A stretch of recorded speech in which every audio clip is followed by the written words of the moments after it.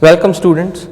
So in today's lecture we shall be learning about the glycolysis. So what is glycolysis? It may be defined as the sequence of reactions. So it's basically a sequence of reactions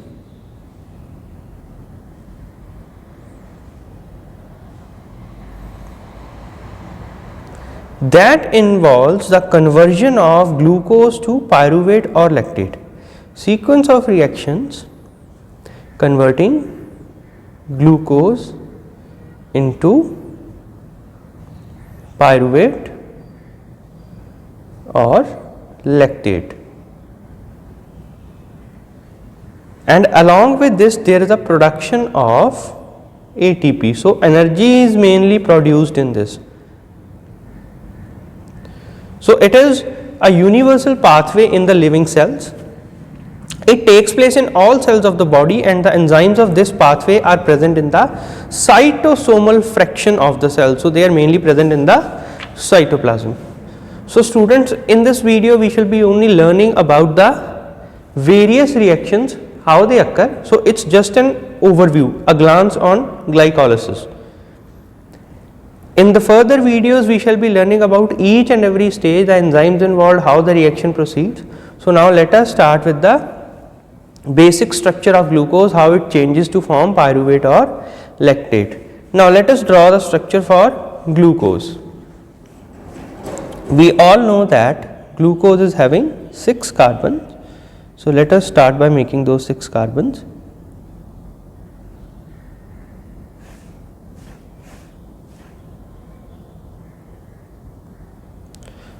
So the carbon at the first position is an aldehyde. So we can either make it in the cyclic form, or we can just do it by in the open chain structure. So if we draw it in a cyclic form, we see that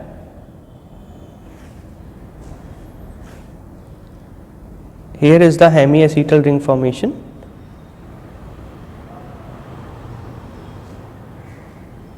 and the rest of the structure is the same. You all know, we had previously done this.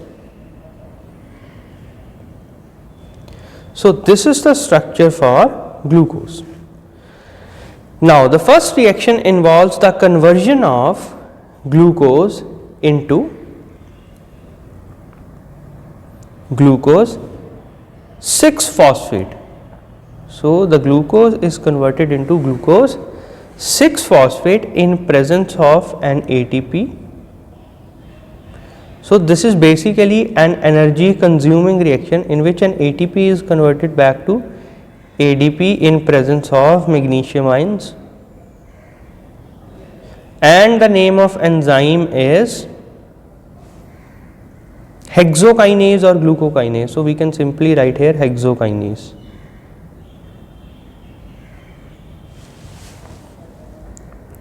So in the conversion, the attachment of phosphate groups occurs at the 6th carbon.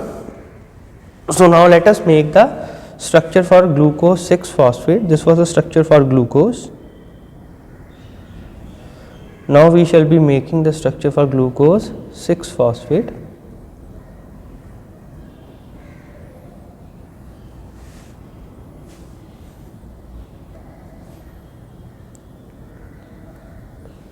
So at the 6th position, so wherever there are changes, I will be making them with the different color. So please note that the changes will be marked by a different color. So here a phosphate group is being attached, and the rest of the structure remains the same.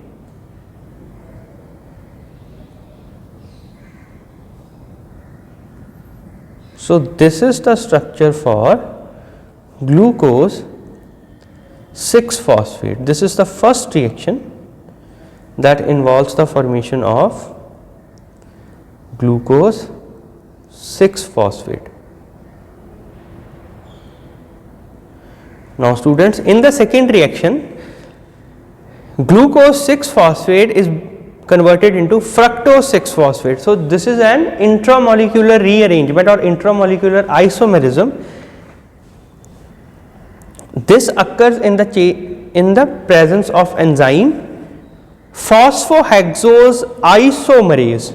So this all occurs in the presence of enzyme phosphohexose isomerase. So see here, the structural changes will be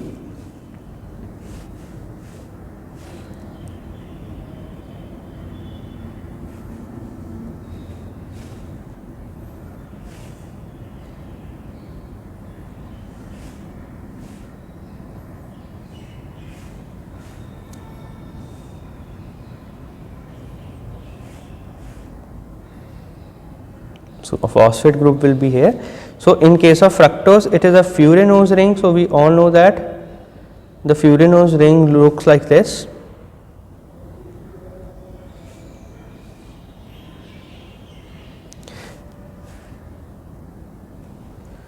So this is the structure for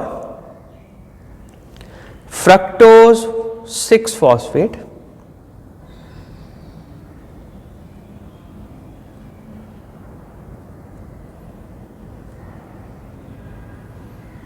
This whole reaction occurs in the presence of enzyme phosphohexose isomerase. Presence of enzyme phosphohexose isomerase.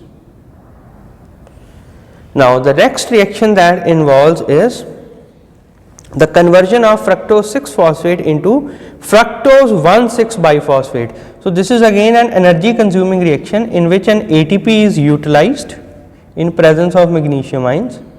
The ATP is converted back into ADP in presence of magnesium ions, and the name of enzyme is phosphofructokinase. This is phosphofructokinase. So now the changes will be like this.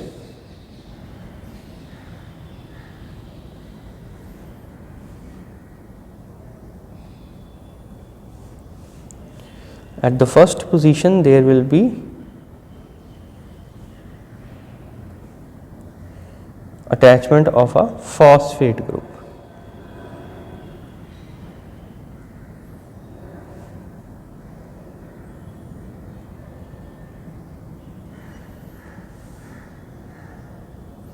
Now the furanose ring, this will be like this between the second and the fifth carbon.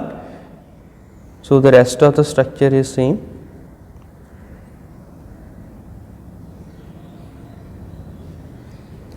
So this is the structure for fructose 1,6-biphosphate. Now this is the structure for fructose 1,6-biphosphate or bisphosphate. This is another energy consuming process. So now the energy investment phase ends. So this is all regarding the energy investment. See here, the ATPs are consumed. Now there will be a splittance phase in which there will be a splittance of the fructose 1,6-biphosphate into two molecules. Now let us see how this splittance occurs.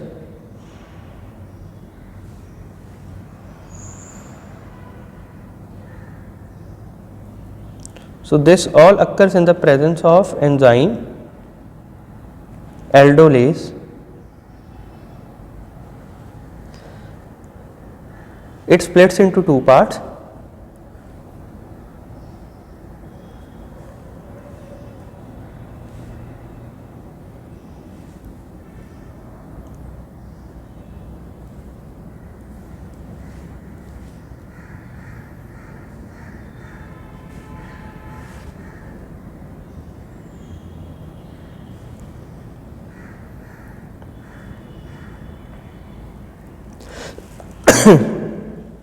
This one is known as dihydroxyacetone phosphate. Dihydroxyacetone phosphate. Now you can clearly see that this splittance is occurring from this place here. The upper portion is converted into dihydroxyacetone phosphate, whereas the lower portion is converted into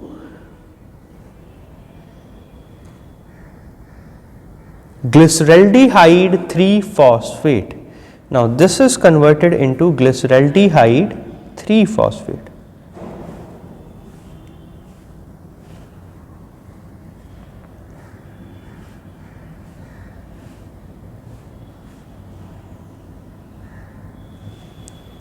Now this is glyceraldehyde 3-phosphate.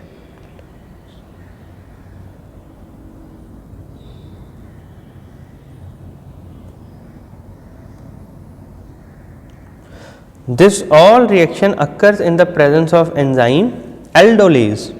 So enzyme aldolase is responsible for the splittance, you can see, and moreover the dihydroxyacetone and glyceraldehyde 3-phosphate are interconvertible into each other in presence of enzyme phosphotriose isomerase. So they are interconverted into each other in presence of enzyme phosphotriose isomerase.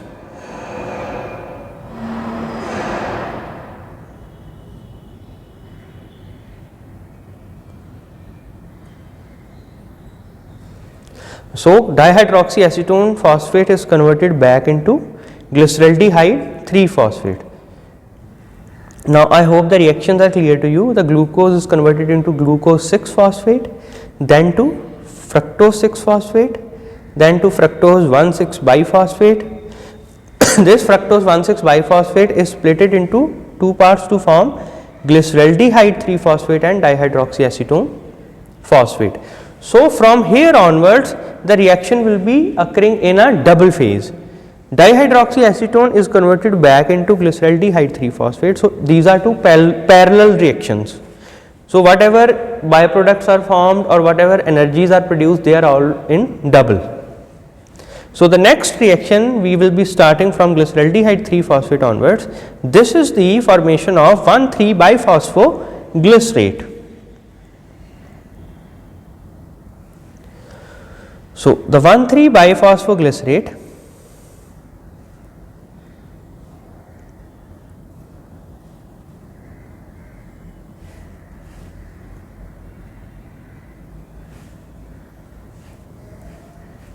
so these are the changes.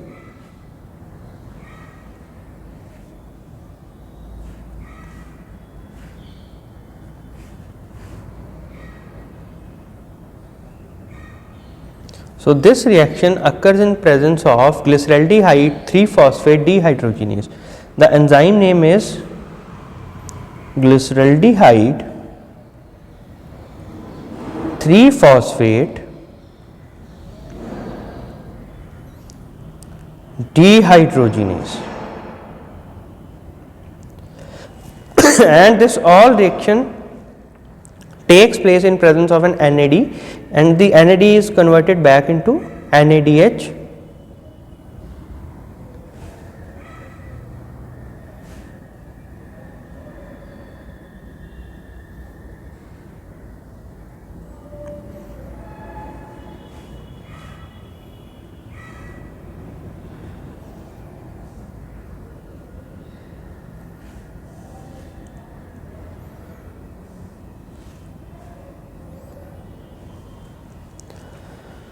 So this is the reaction that leads to formation of 1,3-biphosphoglycerate. So remember the name of the products being formed: 1,3-bis-phospho or biphosphoglycerate.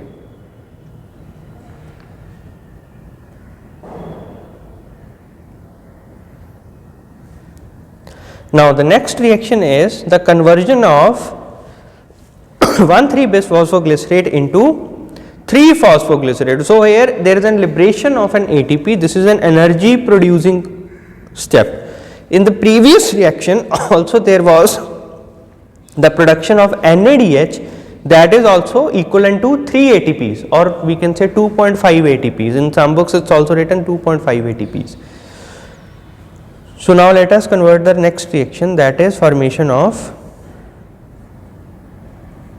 these all are reversible reactions.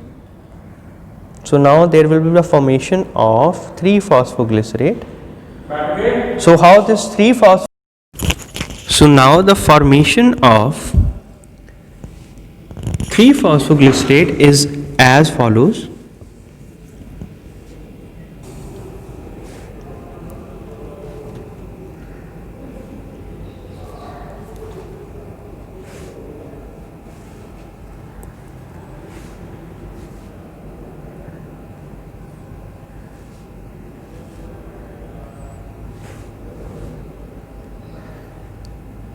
So this is an energy liberating step that occurs in the presence of enzyme phosphoglycerate kinase. So this occurs in the presence of enzyme phosphoglycerate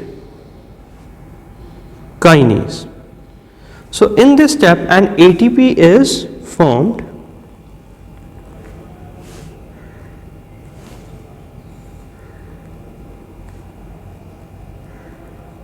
and in production of ATP the presence of magnesium ion is always there.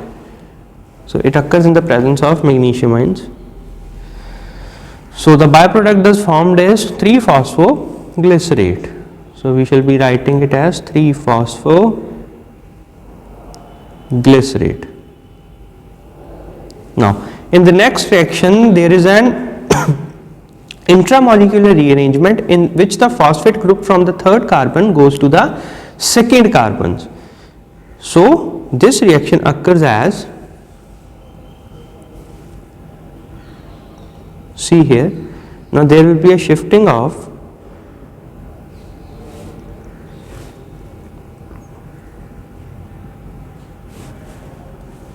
phosphate group from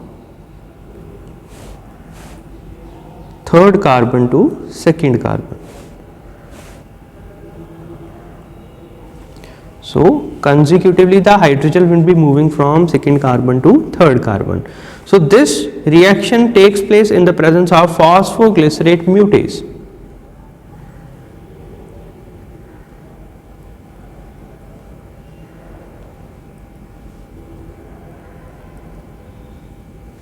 See here how the reaction changes.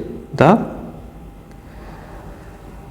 phosphate from third carbon jumps to the second carbon, and now the next reaction occurs in the presence of enolase enzyme. This occurs in the presence of enolase enzyme that involves conversion of 2-phosphoglycerate into phosphoenol pyruvate.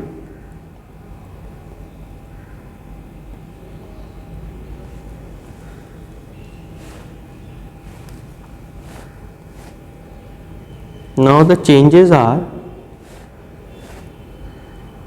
at the third carbon, in which there is an ene formation. So ene and ol both are existing, so this will be phosphoenol pyruvate.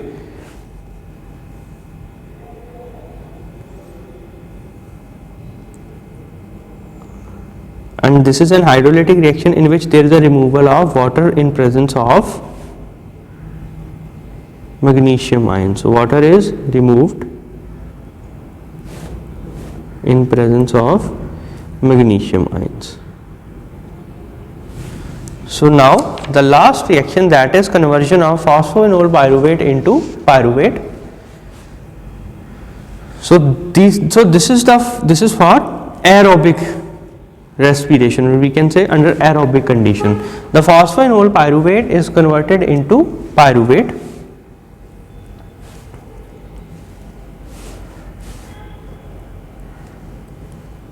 Now the changes are at the second position. See here.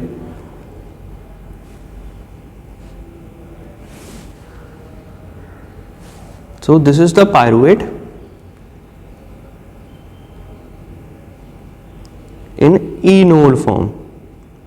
Enol form, you can see the presence of an alcohol and a double bond, so it is an enol. So this occurs in the presence of enzyme pyruvate kinase. So this reaction occurs in the presence of enzyme pyruvate kinase, and in this reaction also an ADP is converted to ATP. So in this reaction also an ADP is converted back to ATP.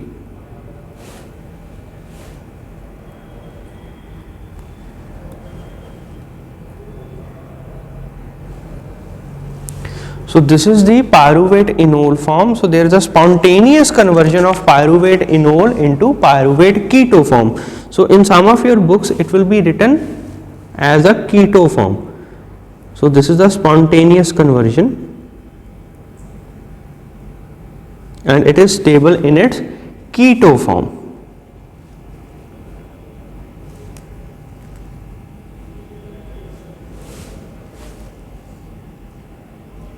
See, here is the ketone and the hydrogen will be going back to the CH2 group to form methyl CH3. So this is the pyruvate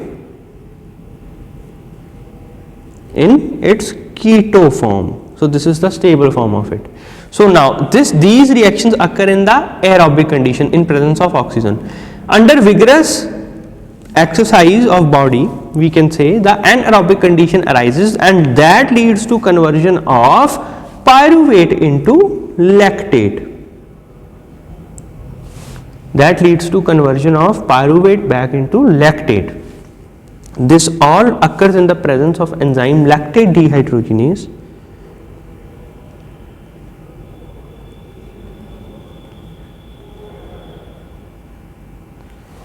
And in this reaction one NADH is being produced.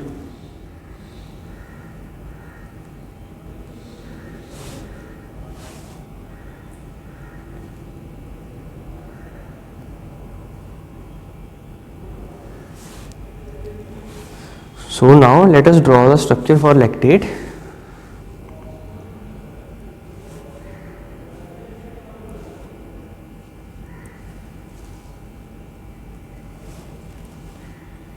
So here are the changes.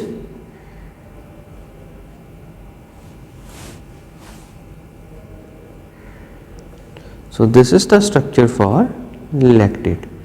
So I hope students this was just a simple overview how the glycolysis proceeds up. You must be now familiar with the all 10 reactions. So now let us revise them. Just see here, this all starts from glucose, that is converted into glucose 6-phosphate. Then this is converted into fructose 6-phosphate, then fructose 1,6-biphosphate. So from here the splittance is there. The first phase is up to reaction number 4. This is energy investment phase. This is energy investment phase.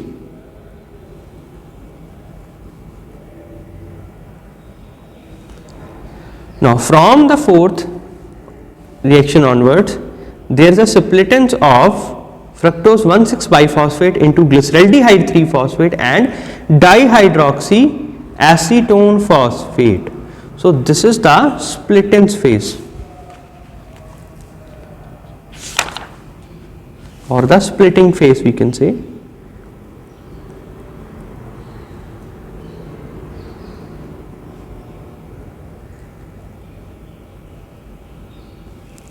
And from the splitting phase onwards, the third part of the cycle starts, that is energy generation phase. Now this is all the energy generation phase.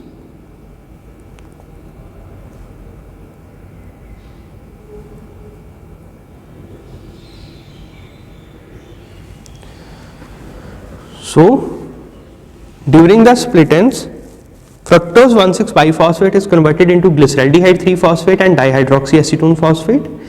Dihydroxyacetone phosphate is further converted back into glyceraldehyde 3-phosphate, and this glyceraldehyde 3-phosphate is converted into 1,3-biphosphoglycerate.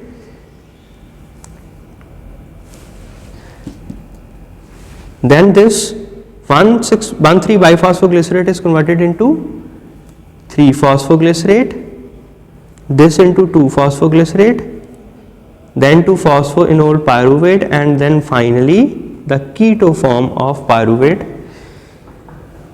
And under anaerobic conditions it is converted into lactate.